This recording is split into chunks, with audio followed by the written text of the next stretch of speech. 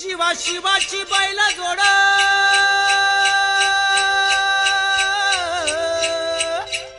जाईल बिगीन आपली पुढं चल चालल्या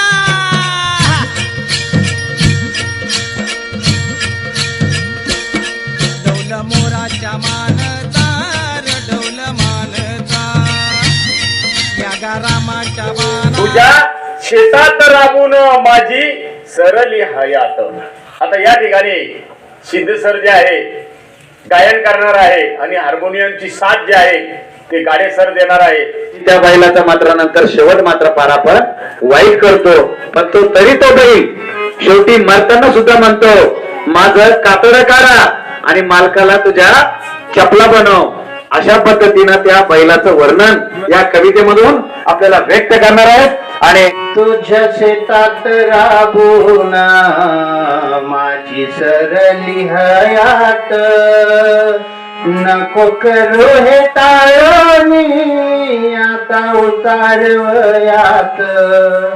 तुझ्या शेतात राबून माझी सरली हयात नको करू हे टाळणी आता उतारवयात. नाही राजा ओढवत चार पाऊले नांगर नको बोलू रंग नको माणूस डंगर. तुझ्या शेतात राबून माझी सरली हयात नको कर हे टाळणी आता उतारवयात. माझ्या आईनं उमेदीत माझी गाईली सोवी नको चाबक सारखी आता फटकारू शिवी. तुझ्या शेतात राबून माझी सरली हयात नको करू हे टाळणी आता उतारवयात. माझा घालवयाशी तेव्हा चारला सुगुळ कली सधुल कधी घातली समाळ. तुझ्या शेतात राबून माझी सरली हयात नको करू हे टाळणी आता उतारवयात.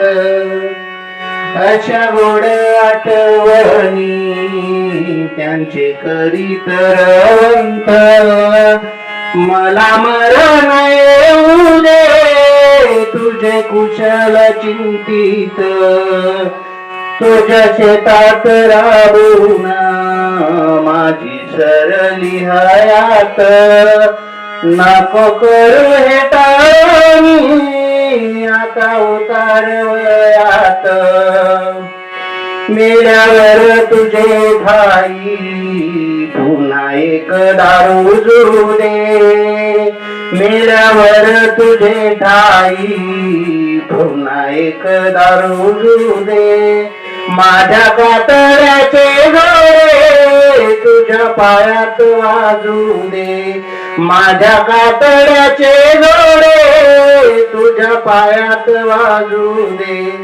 माझ्या कातड्याचे घोडे तुझ्या पायात वाजू दे.